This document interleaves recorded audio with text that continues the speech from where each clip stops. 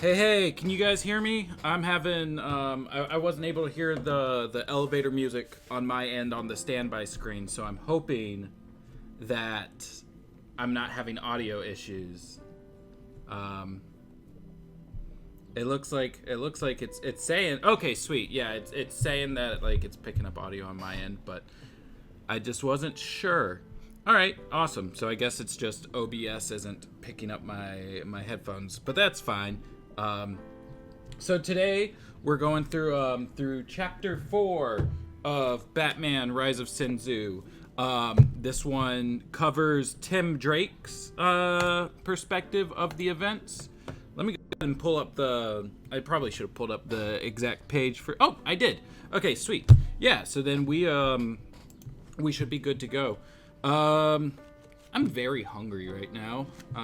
My fiance is cooking me lunch, so I might snack a little bit while we're streaming. I'm doing like a project for my nutrition class where we've got to like write out like everything that we put in our bodies over the course of 3 days, and so I've been trying to minimalize what I've been eating and snacking on and everything because I don't want to keep track of everything.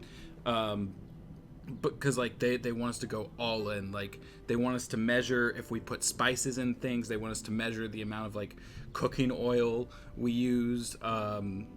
So I've still been eating over the past 3 days, but like I've been trying to just not do as much. So I'm very hungry. My fiance's being super nice and cooking me like meatless pork pocket things. I don't know how to explain it. It's basically like a vegetarian hot pocket, I guess.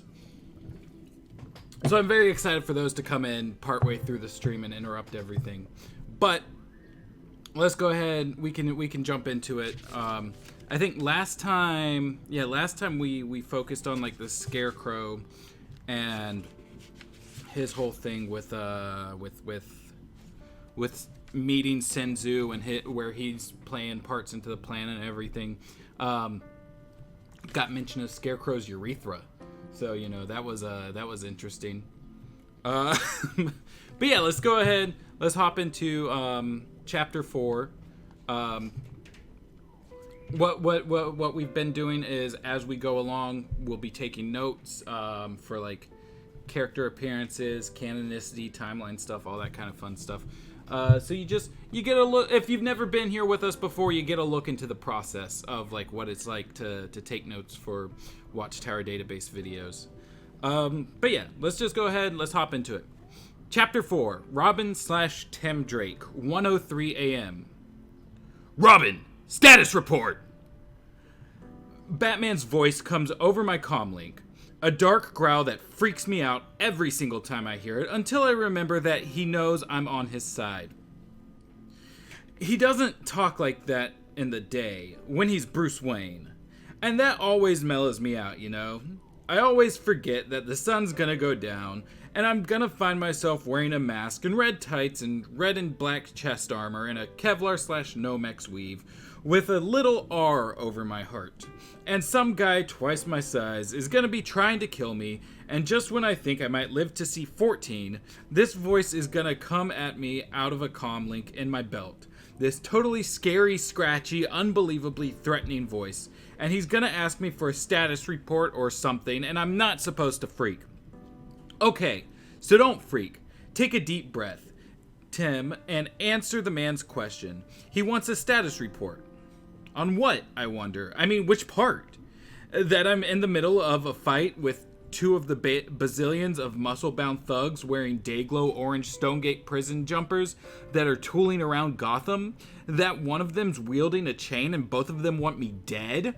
That I've had a rock or something in my left boot for the past 40 minutes and it's driving me totally nuts? Or maybe he wants something more general, like the status of the whole city, which, as far as I can tell, has totally and completely wigged out. Last time I heard from Batman, he said something about going after Scarecrow, and last time I heard about Scarecrow, he was in Arkham Asylum for the criminally insane. So, you do the math. It all adds up to murderous nut jobs out on the loose. And obviously, someone picked up Stonegate Prison and shook all the inmates out of it and onto the streets of Gotham, like some crazy game of pickup sticks, like some crazy game of pickup sticks, or some game of crazy pickup sticks. Covering 1 mile tonight from Bristol down to Burnley, I stopped 7 break-ins, 4 muggings, 2 attempted burglaries, and 1 simple beating. I realized pretty soon that, sorry, folks, the stores were on their own. Priorities dictate that physical assaults on another person take precedence, and that was pretty much all it looked like.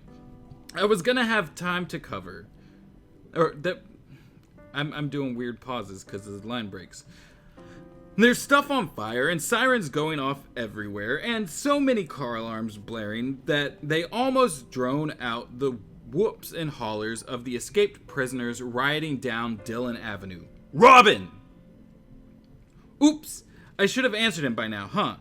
The guy with the chain swings it at my head and I backflip over his buddy, causing the chain to hit his buddy instead of me, while I leapfrog over Chain Dude to buy myself a second and open my comm.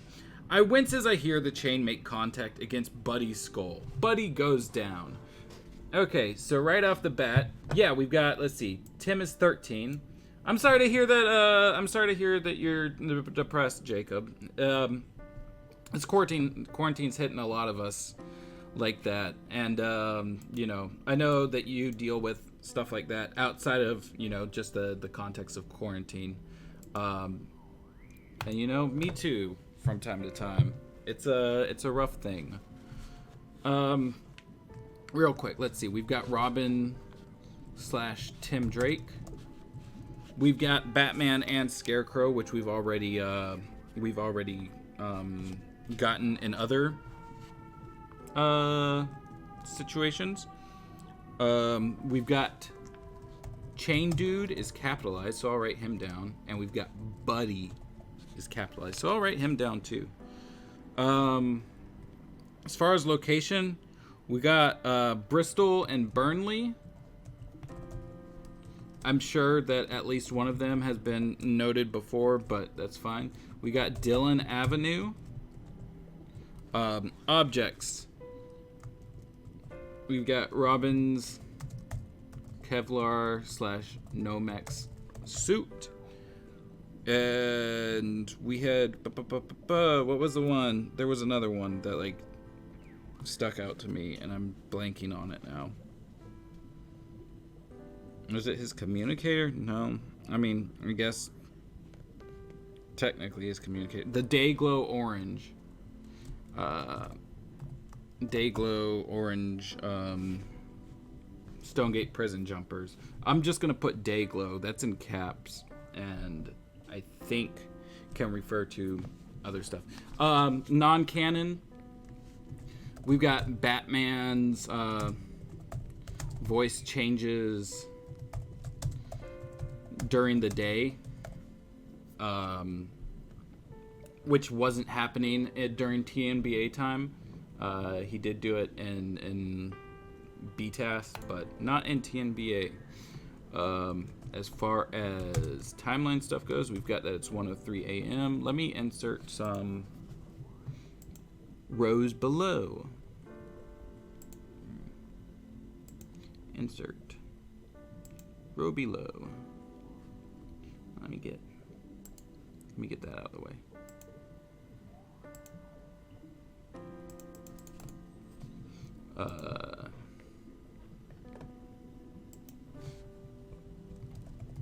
Tim isn't 14 yet. Let's see, anything with concrete placement. We got Tim Drake, who we know when he shows up. Pop culture references, nothing. Weather, other timeline notes. Good job, Robin.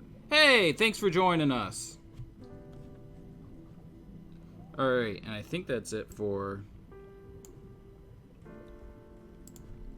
these first 2 pages.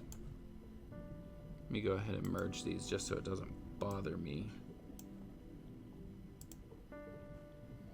Doom, doom, doom, doom, doom.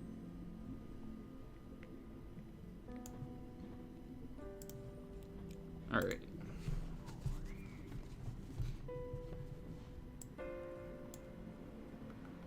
Yeah, Tim's been 13 almost as long as Ash Ketchum's been 10. My day's going pretty all right so far. I went to sleep at like 3 in the morning because like watching all of this stuff with the riots in Minneapolis is, I mean, it's fascinating. We're watching history, you know, in real time. And I've been thinking about like it kind of parallels this book, not so much like the criminals being released from prison aspect, but I mean, you know, the general rioting. I imagine we know in like Gotham that Jim Gordon's one of the only straight cops, and almost everyone is, you know, on the books or whatever you want to call them. So I'm sure that even in Gotham there are like criminals that were you know, unjustly imprisoned.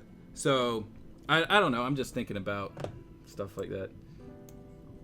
Life imitates art. Yeah, and art, you know, imitates life. It's a circle. It's what they say. If you don't learn from history, you're doomed to repeat it, and we don't tend to like learning. But let's go. Oh, I need to switch the page for you guys. But yeah, I mean, like, you know, we've had riots in the States before. We had the LA riots back in the 90s, and I'm assuming, oh, thank you. And I'm assuming that, you know, this will go down in history almost like those did.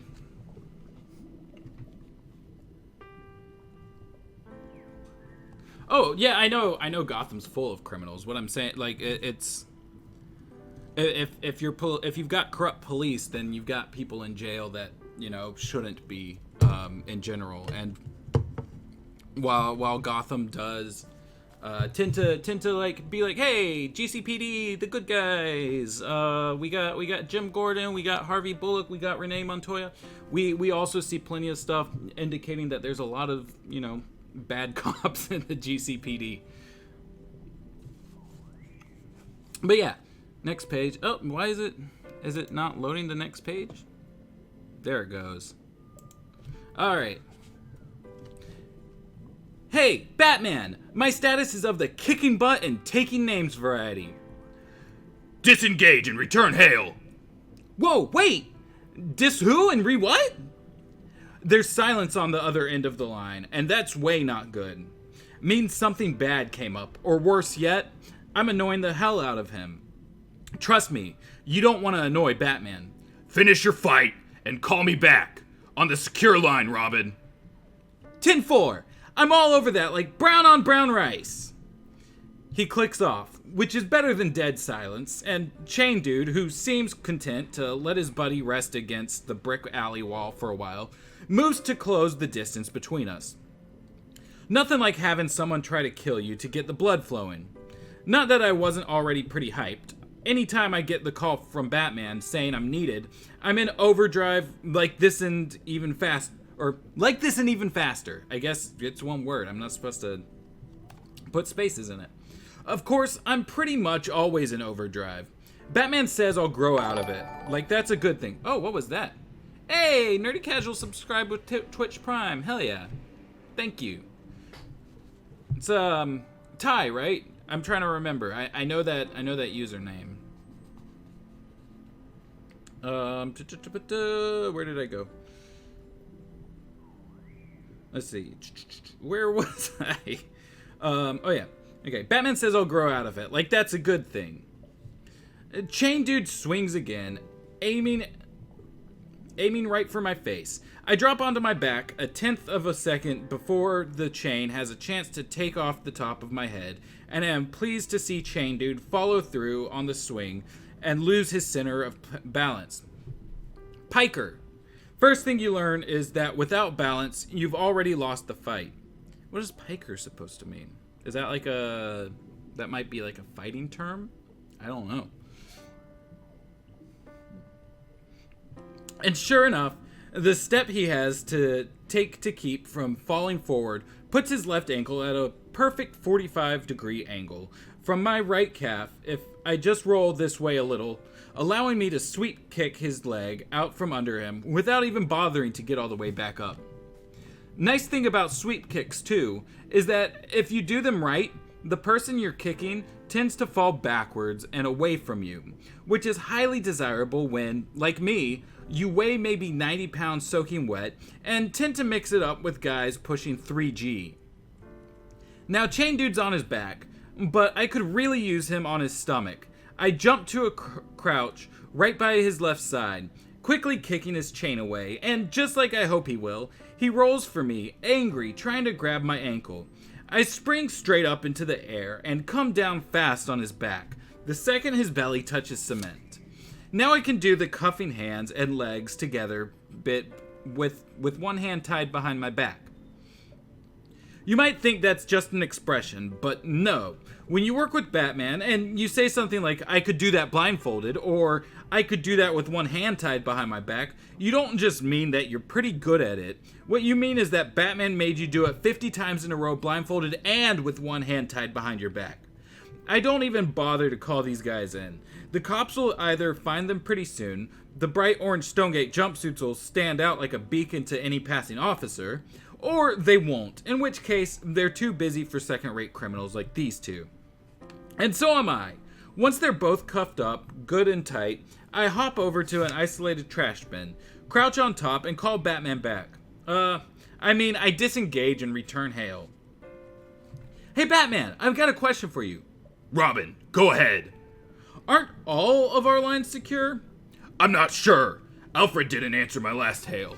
It's possible that one of our communicators is out in the open. Are you alone? Let me flip the page. I'm gonna grab a bite real quick. They're kind of hot.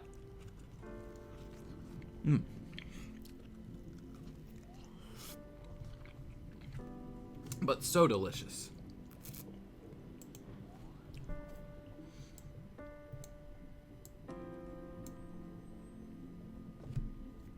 Maybe. Hold on. Let me see. Let me look up what this piker thing is, because that was the only thing that stuck out to me on those pages that needed to be. Piker, a gambler who makes only small bets.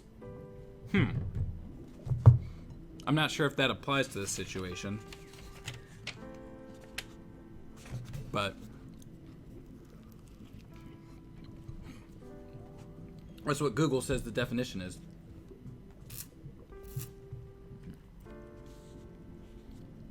I look to my left and then to my right. Deep down, aren't we all talking about being alone? Silence. I'm about to remind Batman of his own assurances that I'll grow out of this when he continues his voice completely and totally without emotion. As I'm sure you've noticed by now, the chaos tonight isn't limited to any one section of the city. Complaints coming in through the police scanners range from the financial district all the way up to Amusement Mile.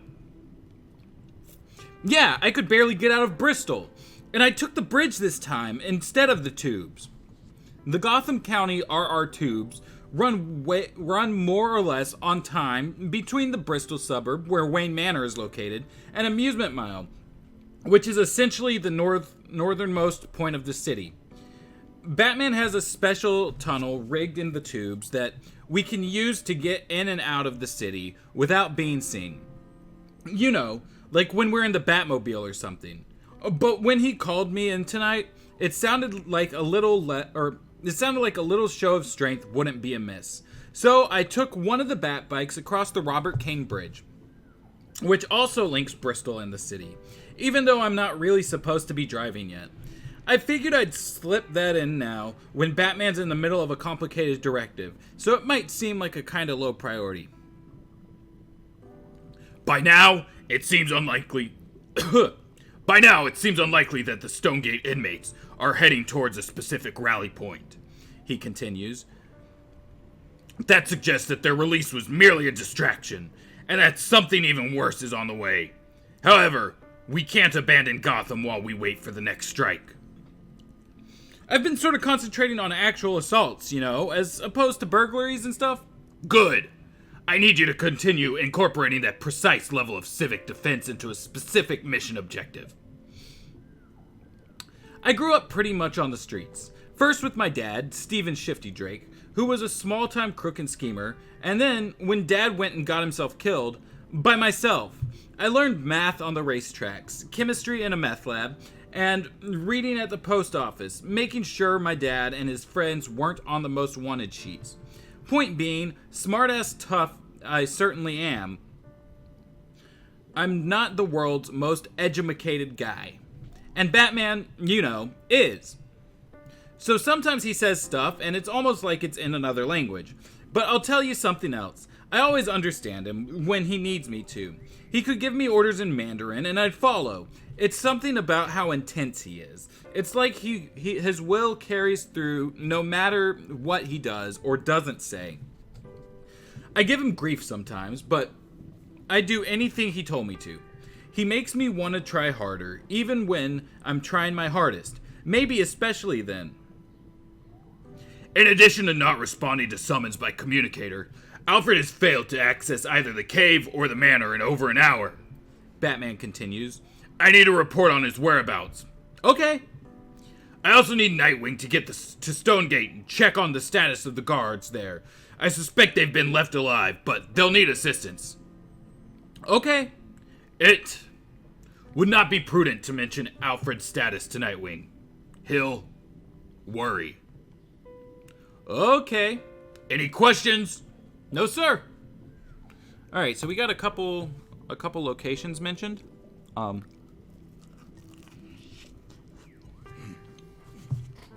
That seem to be the big thing on these pages. We've got let's see, Financial District and Amusement Mile. We've mentioned the Financial District a couple times already throughout the book, but Amusement Mile, I believe, is a new one. Let's see, we've got the Gotham County RR Tubes.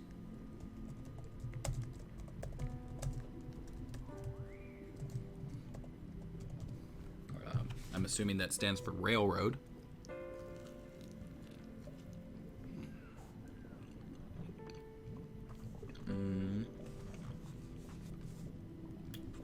And we've got the Robert Kane Bridge. An homage to one of Batman's creators, the guy who stole all the credit, Bob Kane. So let's see.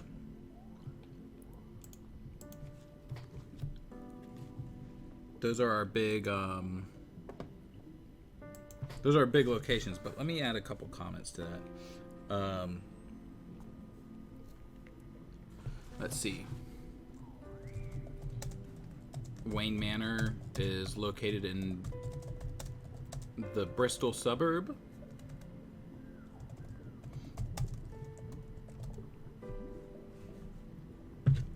And Amusement Mile is the northernmost point of the city. I wonder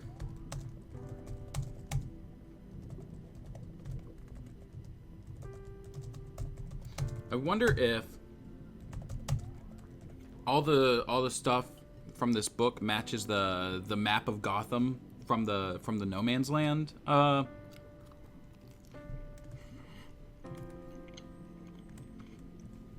thing. And that would make sense, because they keep mentioning like a lot of stuff that I remember seeing on that map whenever. Oh shoot, I did not mean to do that. I just deleted some people's names. Let's undo.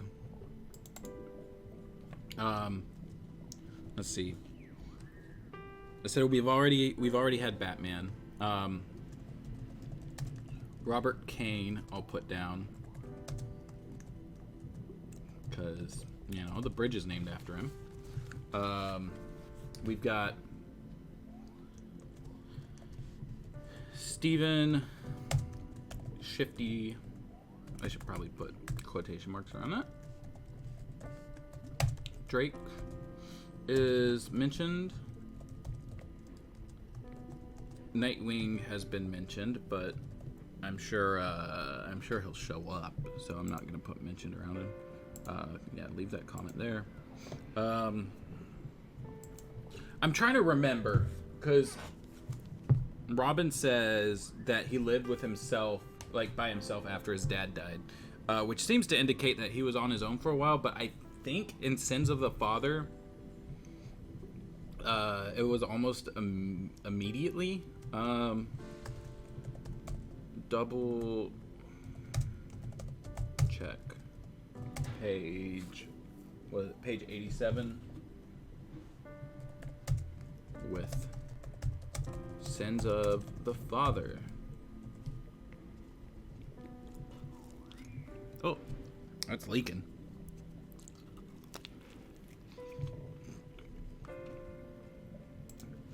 Let's see.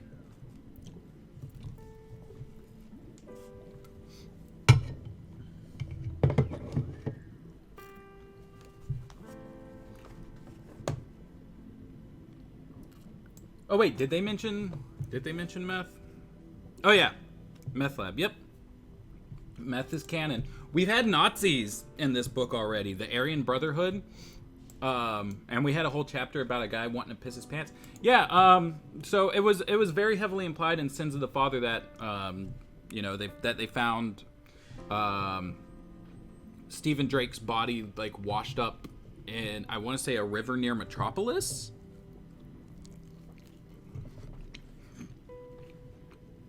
If I remember correctly, maybe that was only expanded upon in the Lost Years comic.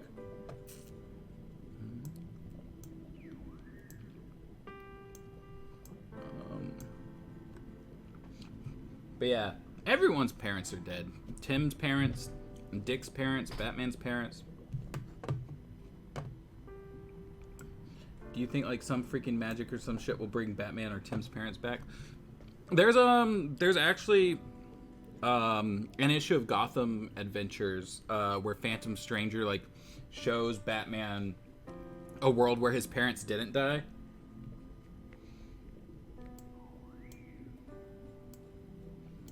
Nazi Meth P coming to HBO in fall of 2024.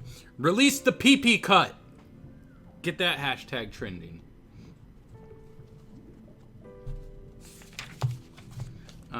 Oh yeah, let me flip the page for you guys.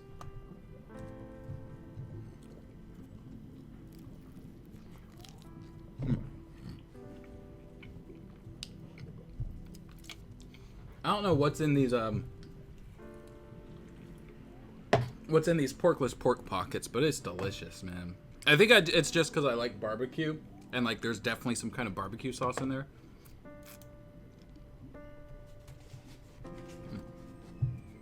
Okay. Oh, and Robin? Yeah? We'll discuss the bike in the morning. Drats. Almost thought I got that by him. Oh well. If I haven't learned by now that you can't pull one over on Batman, I guess I never will. Yeah, so that's another interesting thing with the bike. When we were doing our most recent Batman The Adventures Continues breakdown, James was thinking that could be like a timeline point, like, you know, Robin riding the Bat Cycle. Because, like, you've got to be legally 16 to drive. But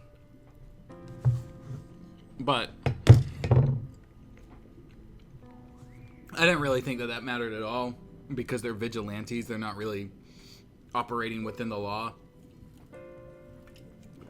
Looks like Rise of Sin Tzu novelization is agreeing with me.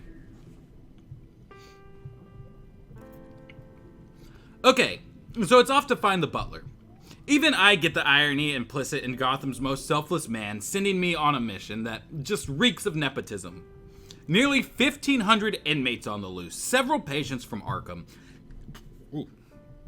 and a couple million citizens in danger.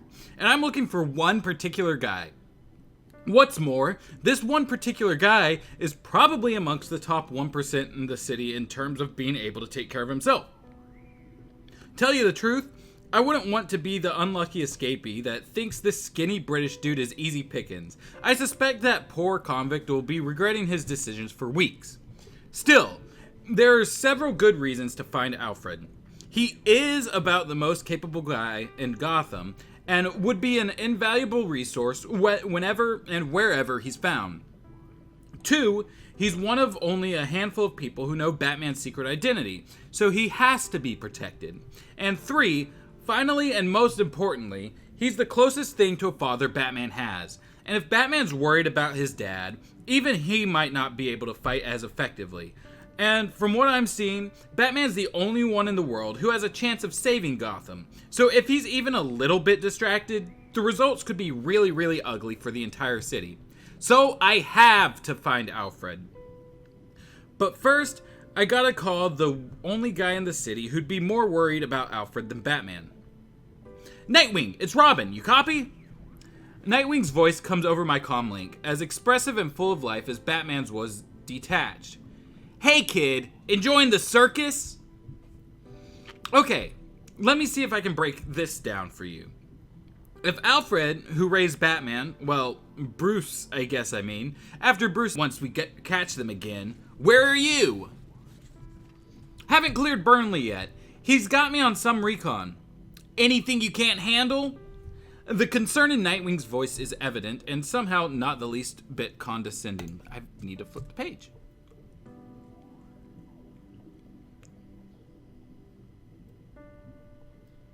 There wasn't much to take on that last set of pages.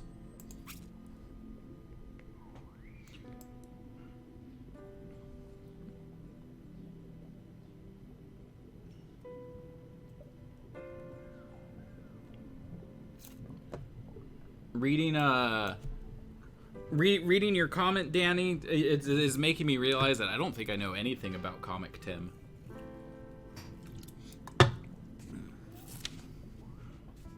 Let's see. I worried at first that he might be, I don't know, kind of weird around me once I took over the Robin thing, but he's been anything but. When I ask him about it, not directly, you know, but just kind of checking in about stuff, he grins and tells me I'm doing a bigger favor than I can imagine. When I ask him what he means by that, he always says, just watch his back out there, okay? As long as you watch his back, I'll watch yours. Nah, pretty routine, I'm good. You go take back the prison. 10-4, but you get in a jam, don't be afraid to call. I'm about to click off when I suddenly remember to ask him what I forgot to ask Batman. Oh, hey, Nightwing. Yeah? What do you think's going on? I mean, tonight, how would there be a breakout at Stonegate and a breakout at Arkham on the same night? Isn't that kind of weird? On the other end of the comlink, I can hear Dick exhale before he speaks again, his voice more serious now. Excuse me. It's supervillain level weird, he tells me. When things get this bad, I'm afraid it's almost always means you should expect something even worse. Like killer robot ninja, evil overlord from outer space worse, or just random maniac targeting Gotham for personal revenge worse? Yes. Now I'm kinda sorry I asked. Keep your eyes open out there, okay? Nightwing adds, always. Stay safe, he says, the smile back in his voice again. Stay dangerous, I say back. And now I'm off to find Mr. Alfred Pennyworth. I pass by a half dozen Stonegate escapees flooding out of a jewelry store.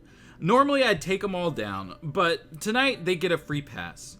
I've got my marching orders, and it's clear that Batman doesn't want us wasting energy on anything that isn't an imminent danger kind of threat. One of the thieves notices me and wets himself as I run across the adjacent rooftop. I recognize him as Mark Filcher, a minor thug I took down last year. I make a mental note to look him up when this is all over. I don't have the reputation Batman has, so it's good to nurture the mooks who are scared of me. Hopefully a little tender loving care will help my rep to grow, and pretty soon I'll be giving nightmares to criminals everywhere. Yeah, Right. That's when I noticed the way those three guys are walking. They don't so much look like pals out for a stroll at 1 o'clock in the morning as jackals on the prowl. These guys don't have on orange Stonegate jumpsuits, so maybe they grabbed regular clothes somewhere, or maybe they just haven't been convicted of anything yet. Doesn't matter, it's clear they're hunting prey. The only question is, have they seen any yet? A quick scan of the block up ahead makes it obvious the old guy with the cane doesn't know it yet, but he's suddenly developed a really short life expectancy. He's a decent size, but he has to be pushing 80, and that cane isn't just for show.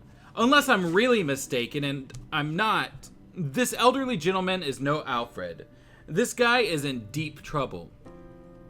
Okay, so that's, so we just got an interesting thing as far as timeline goes. Hold on, let me add Mark Filcher over here. Let me put Dick Grayson as part of, oh, I don't want keyboard shortcuts.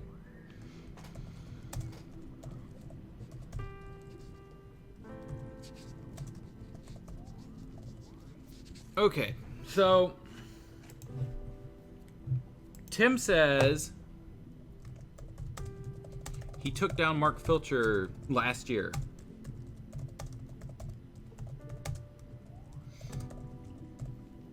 We've already got that he is 13, which is the age he becomes Robin at, and I believe we've got that set in like, what, May of 1999?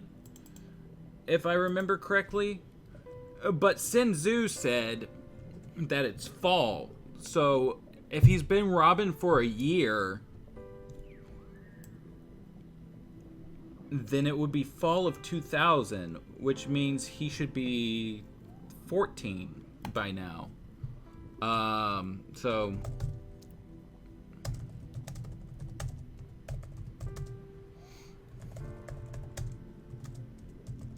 that doesn't really line up. Maybe there's a way to fudge things around through 2 calendar years, but is still 13 in fall of his 2nd year. Like, I don't know. Maybe we could fudge it to where he's active in fall of 1999, but that seems like a stretch by that point. I'll have to relook at the Lost Years, I guess.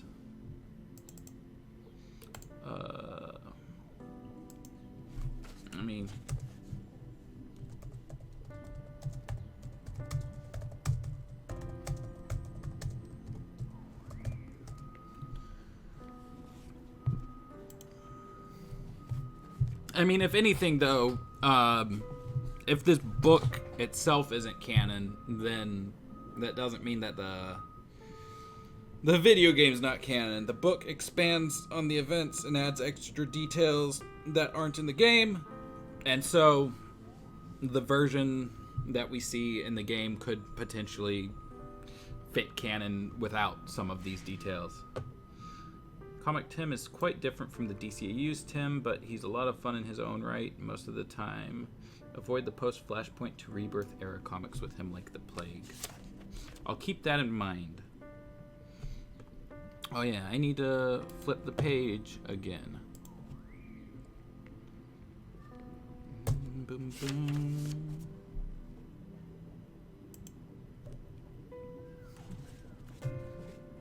It goes through my head for just a second how much my life has changed.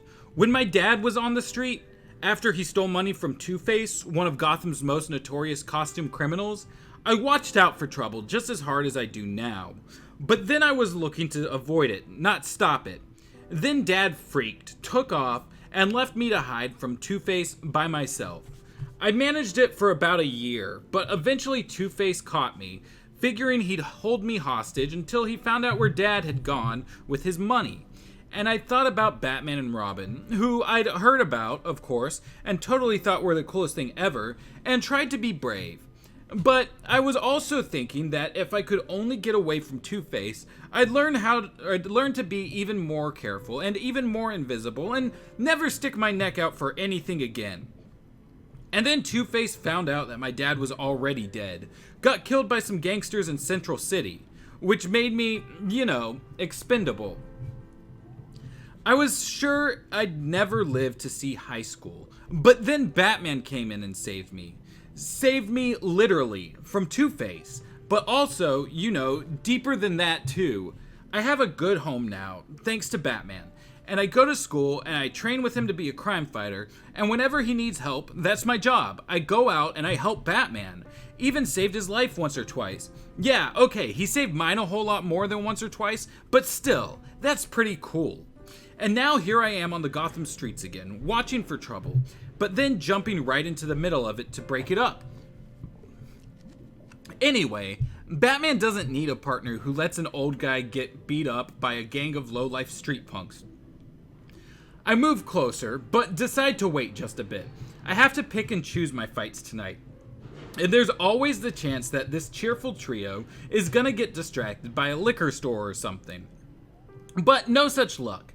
It took until they were almost within striking distance before Grandpa finally noticed them, his hearing aid giving me a clue as to why he hadn't heard them sooner. Nobody spoke. One of my jackal buddies very slowly removed a very large knife he'd had hidden on his person somewhere. The old man began to back up. He wasn't looking where he was going, though, so he ended up backing into an alley. The other two jackals smiled. He just made their already easy job even easier. Or so they thought. Actually, he didn't know it, but Grandpa had really just made my job that much easier. Batman's big on the don't let anyone get a close look at you approach. They're just moving in for the kill when I throw my batarang. The attached line wraps around the wrist of the guy holding the knife 5 times before he even notices it. I use the railing from the second floor fire escape as a fulcrum and drop with all my weight. Even from 30 feet away, I can hear the guy's wrist snap, followed by his scream of pain. I'm in the shadows though, so they can't see who or what is at the end of the rope. That's good for me. Keeps the others off balance, scared, and anything I can do to make 3 grown men scared of my 13-year-old punk-ass self, I'm gonna have to try to do. My pal with the broken wrist keeps screaming, probably because he's now dangling from that broken wrist. His toes just barely touching the ground. That's gotta hurt. Part of the whole crime does not pay thing, I guess. I promise myself I'll cut him down just as soon as I take care of his buddies.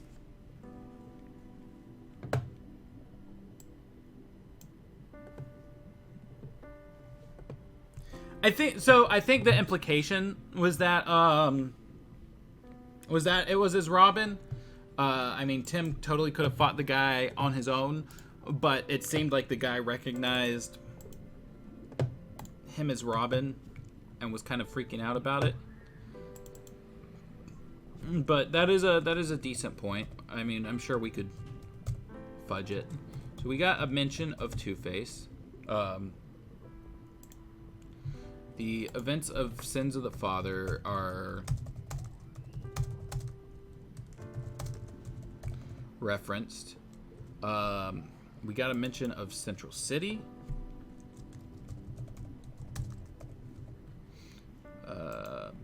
Tim was on his own for about a year.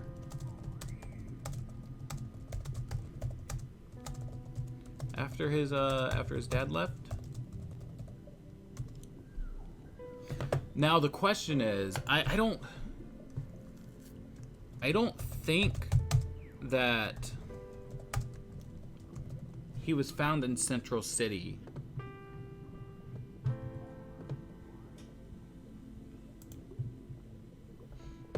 In the other stuff that's in Lost Years, or he abandoned his son, forcing him to live on his own. Okay, this is not the actual Batman the Animated Series wiki.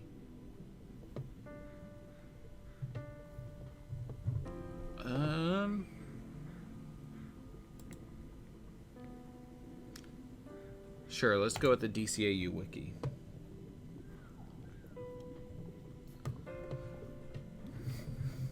The incomplete DCAU wiki. Shifty Drake got into crime at a young age. Shifty was long gone on his way to Metropolis. However, he never made it, and his body was fished out of the Metropolis River later. Okay, that's interesting. So would that mean Central City is on the way to Metropolis? I don't...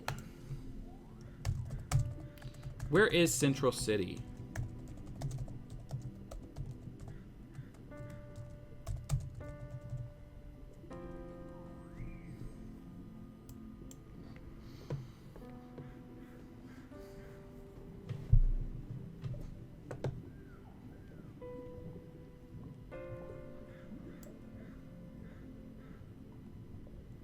Its location has been variously stated to be in Ohio, Illinois, and Florida. During the Wally West era, it was shown to be in Missouri across a river from Keystone City. Interesting. Okay, so it seems Central City can move depending on... Okay, well, you know what? Let me just make a note. Tim says his dad was killed in the Central City. However, TNBA/Batley says his body was found in Metropolis River.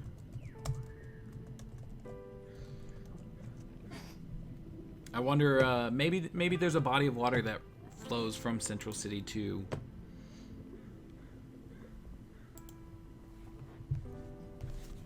Metropolis. But then how would they track his death back to... I don't know.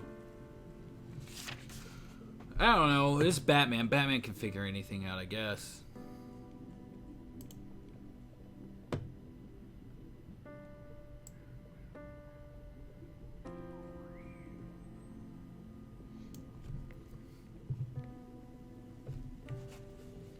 But yeah.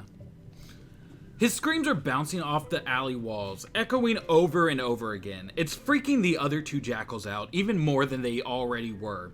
I'm briefly tempted to get fancy with them, build on that rep I mentioned, but I think better of it. I don't have time to showboat tonight, no matter what kind of dividends it might pay later. So I simply jump down from the fire escape. My landing pad may outweigh me by over 100 pounds, and be a foot taller, but that's the neat thing about gravity. After falling 10 feet, I plant my boots on his shoulders and he goes straight down, his knees popping like firecrackers. He sucks in his breath hard as he hits the pavement, and I know he won't be threatening anyone else tonight. That leaves my last jackal. He's freaked out alright, but deals with it by running straight at me, a pair of brass knuckles in hand. Apparently he's not aware that they're illegal in Gotham. I jump straight up, catching the bottom of the fire escape and swinging my legs up and forward. My buddy's momentum carries him right underneath me, at which point I swing my legs down and back, pushing him forward. He slams face first into the brick wall at full speed and rebounds nearly as fast. I drop back down to the pavement and then scramble back up onto the fire escape to cut the guy with the broken wrist loose. Then I jump off the landing for the last time and spray paint all three jackals with Dayglow yellow so the cops can easily identify them later. And then, still bouncing a little from the adrenaline, I go talk to their victim. He stares at me with eyes that look like they're about to fall out. I smile and hold up a hand. "Are you alright?" I ask. He doesn't say a word, so I try again. "Sir, are you okay?" I ask once more, louder this time. Nothing. "Are you hurt at all?" I ask, still louder. "What?" he yells back finally. I take a breath. "Are you alright?" I yell. He takes a step back as an annoyed expression crosses his face. "You don't have to yell at me!" he yells. "I just got mugged, you know?" Yeah. I turn away from him to roll my eyes, being fairly aware of said mugging, which, if you want to be technical about it, didn't actually happen. I know Batman would want me to be nice to this guy, though, so when I'm done smirking to myself, I carefully get my voice to a level he seems to find acceptable and suggest he accompany me to Leslie Tompkins' clinic, which isn't far away. I know Dr. Tompkins will be open and doing a sparkling business on a night like tonight. She's lived in Crime Alley since back when it was called Park Row, which would be, specifically, before Batman's parents got shot to death there. And she apparently used to be a colleague of Batman's dad, Thomas, who was a doctor too. In between studying my snap kicks and evades, I've picked up a thing or two about the Bat family backstory. Thomas and Martha Wayne, Batman's parents, are more present than any other dead people I know. In fact, the whole reason he's Batman is because of a vow he made to them after they were dead. My dad once vividly inspired me to promise myself that I'd never drink wild turkey for breakfast, but that's about it. Okay, so we got Leslie Tompkins as mentioned, which is pretty neat, because we'd never seen her in TNBA that I recall. Well,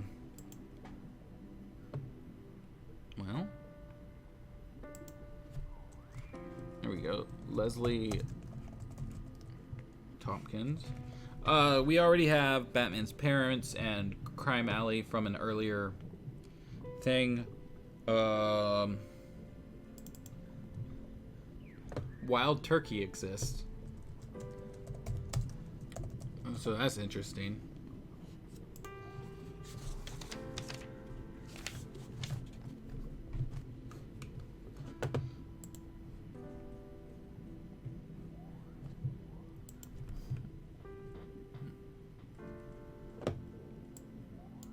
Yeah, she was in BTAS a handful of times. I know she was in what is it? Paging the Crime Doctor, and I want to say Appointment in Crime Alley, maybe.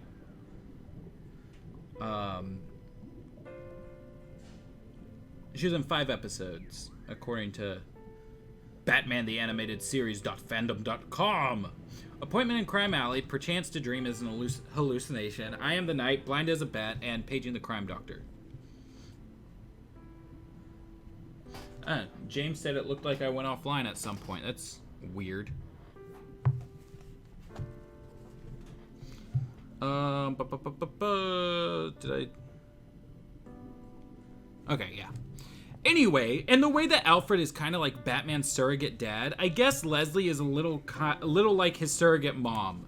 She was the first one to arrive on the scene when 8-year-old Bruce Wayne's parents were killed in her neighborhood, and she's watched over Bruce and Park Row ever since.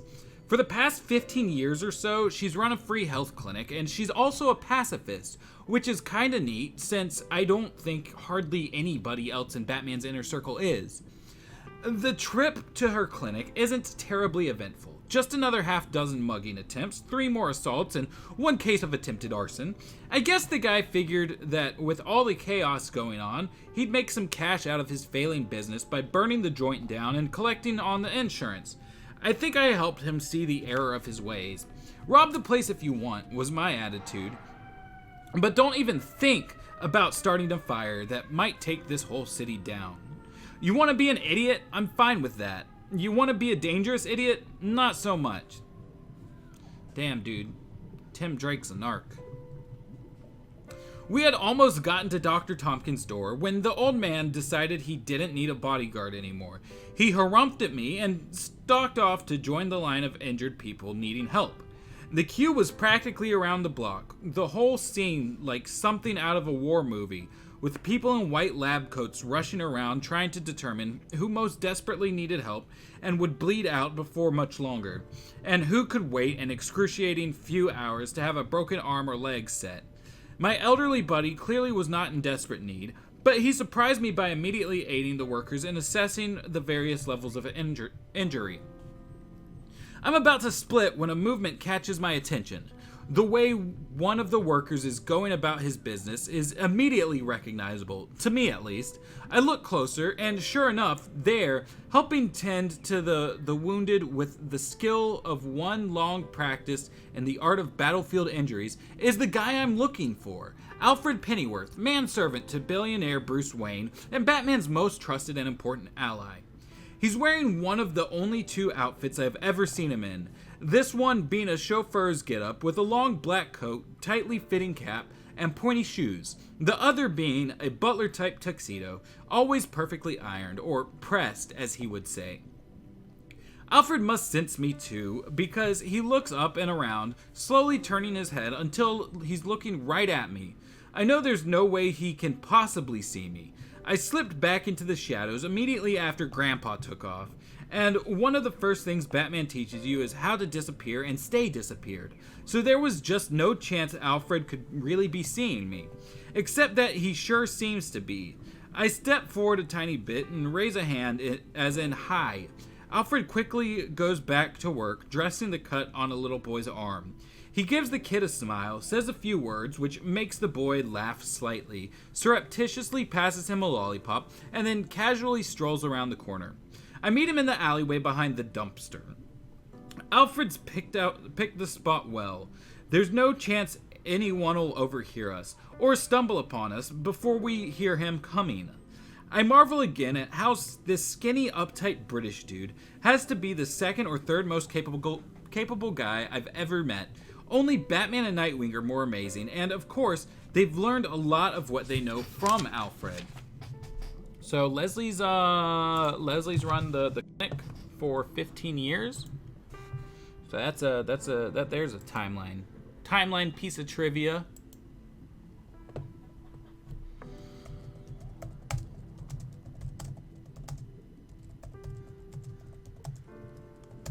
And we just got a capitalized grandpa referring to the guy with the hearing aid, so we'll put him into the notes.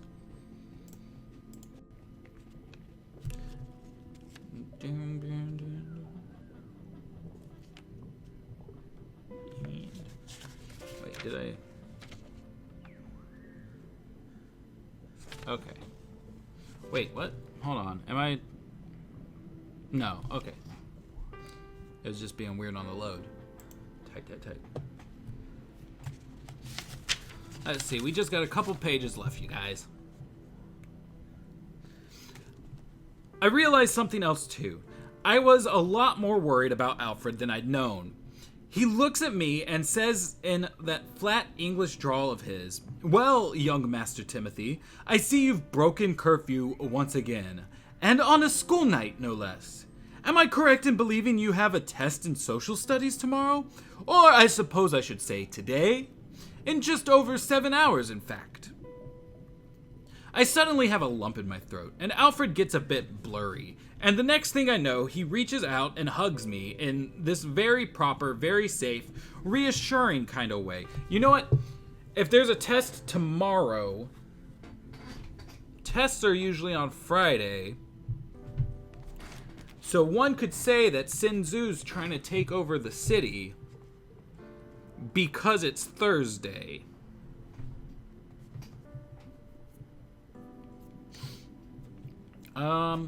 I suddenly have a lump in my throat, and Alfred gets a bit blurry, and the next thing I know, he reaches out and hugs me in this very proper, very safe, reassuring kind of way. I won't say I cry exactly, because after all, I'm 13 years old. But there are times when it's really nice to be with someone who loves you, like a son, especially when your real parents are dead.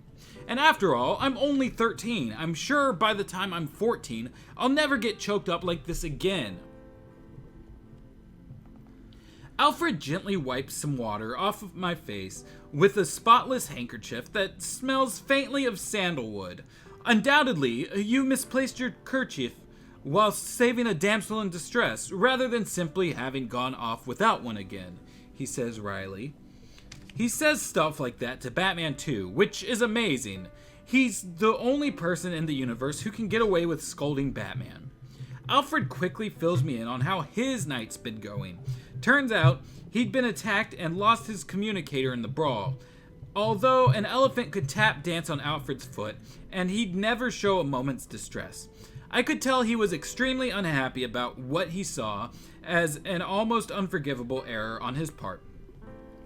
You should be upset with yourself, I assure him.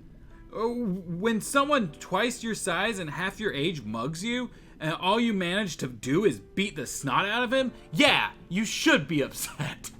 He smiles. Touché. A small dose of one's own medicine does occasionally do a body good, does it not? Very well, young boy wonder. Your point is well taken. I take out my own communicator and get in touch with the boss.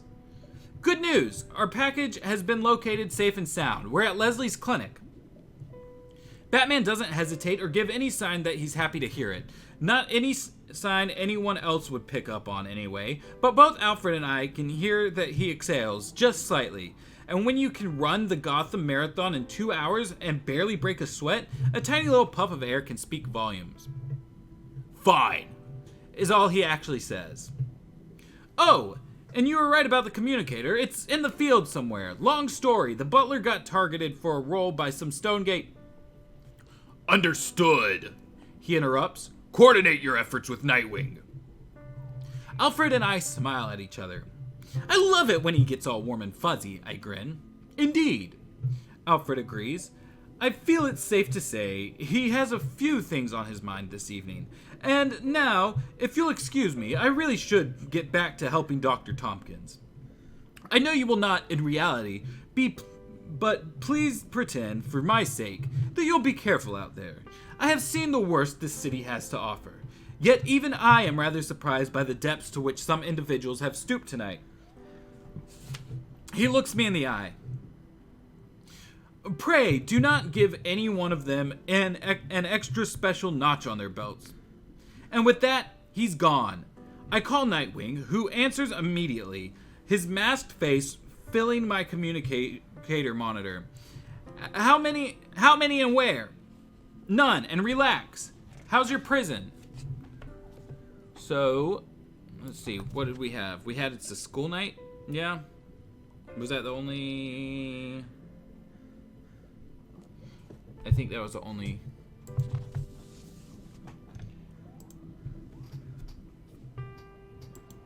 new info as far as note-taking goes. It's a school night with a test tomorrow.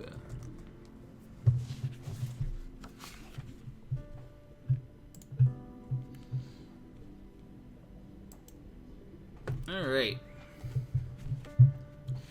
Nightwing grins in that way he's got that makes me hope so damn much I grow up to be just like him. Not that I'd ever tell him that, of course. It occurs to me briefly that maybe I'm more like Batman than I think. You know, a little lonely in here tonight, Nightwing says, at which point I can see him lean to one side and then hear his booted foot kick in a metal door. The muffled shouts of gagged prison guards greet him, and he appears in the monitor again, crouching by one and untying him as he smiles at me once more. But not a complete ghost town. Any news? I managed to tell him that Alfred was found without mentioning that Alfred was lost, and he nods with a slight frown of confusion, no doubt wise to me. We are both amused by the knowledge that even if anyone were to overhear us, they would undoubtedly figure that the butler was code for something completely different. Sometimes hiding in plain sight really is the best plan. It sounded like he almost had Stonegate Prison under control again. He told me that whoever had emptied it out had been thorough. There were only 4 convicts still there, all of them too scared to even try to face the outside world, but willing, at least initially, to give Nightwing a run for his money. As usual, he sounded happy about the opportunity to fight. Nightwing was worried about the rest of the city, though. The closer he had gotten to Stonegate, the more convicts he'd seen flooding the streets of Gotham. Since he was down at the south end of the city, Stonegate is actually on an island in Gotham's South Bay, and I was uptown, he suggested we work our way towards each other. Last one there's the bird that laid the rotten egg, he grins. He knows I hate that stupid holiday rhyme about Robin, even if they did sing it about him first. You'll be eating my dust, old man, I say in my best tough guy voice. Go easy on me, will ya? He begs. My social security doesn't kick in for 2 years yet. I laugh. I'll see if I can't spare you a tiny bit of mercy. Burkett Center. Sound like a fair place to rendezvous? Say, that's a reference to Rick Burkett, who was the artist on most of the Batman Adventures comics, at least the ones that weren't Ty Templeton. Well, I guess maybe not most of them. There was also, I'm drawing a blank. Not Marty Pasco. I'm drawing a blank. I can't remember the other guy's name. I think there's an M and a P in there, but it's not Marty Pasco. Marty Pasco was a writer. See you there, he agrees and breaks the connection. I wonder for a second if it was a mistake to disclose an actual location, since Batman made it clear that we may be being monitored. But I dismiss the thought as quickly as it comes to me. Batman told me to coordinate with Nightwing, and he didn't say not to use the communicators, and he probably has some way crafty reasoning behind the whole thing that I'm not even gonna give myself a headache trying to figure out. I start running south at full speed, slowing down only to smack the occasional Stonegate escapee in the back of the head. It's surprising how many of them go down for the count from only one punch. A few other incidents cause me to lose more time, and after the 15th mugging and the 9th attempted assault, I lose count. It doesn't take me long before I realize I'm not gonna be hooking up with Nightwing anytime soon. He might get the bragging rights, but that's a contest I can afford to lose. This night, this city isn't. I don't know who's behind all this. I can't even conceive of someone wanting to do something like this on this scale, but I know I have the opportunity to make a serious difference, to watch for trouble and stick my neck out as far as it'll go. Better these mooks try to kill me than someone else, because no matter how big or sick or dangerous they are, they're not gonna succeed. Okay, so we got, oh! I opened a completely new window.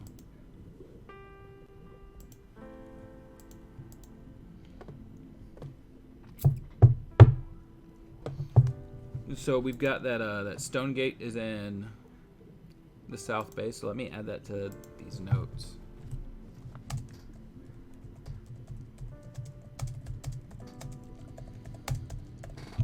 And what was it called? The Burkett Center? Yeah.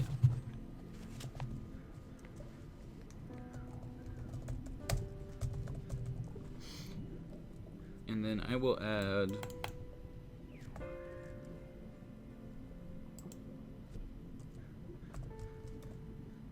oh, Jesus Christ. Why does it keep doing that?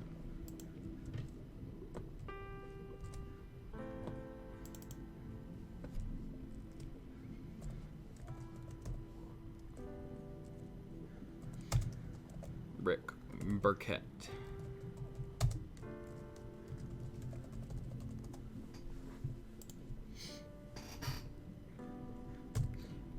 And this brings us to the last page of the chapter.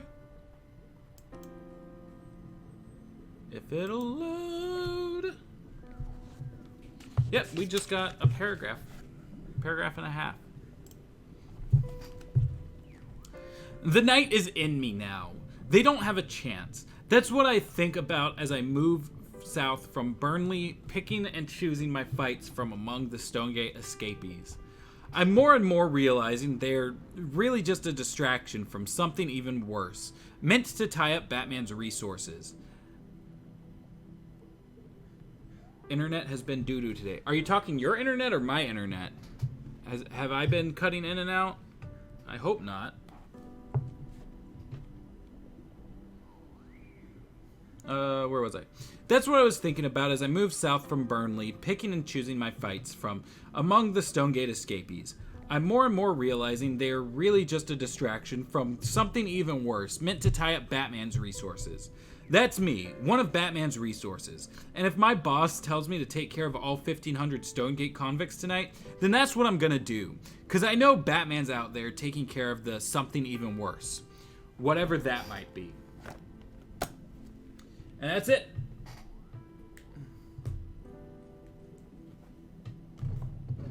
Huh. Yeah, James was saying at one point that it seemed as though I dropped out entirely. So I'm not sure what it is. I've got a little notice saying that we had skipped frames detective 21% over the last 2 minutes a few seconds ago. So maybe it is on my end. Though that does seem to come up from time to time. It looks like it's had a lot of skipped frames. I don't know. But that's it for Batman, The Rise of Sin Tzu, Chapter 4, Robin/Tim Drake. There's a lot of interesting stuff.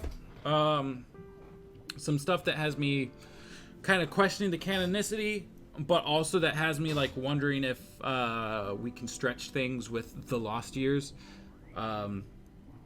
to make it all work.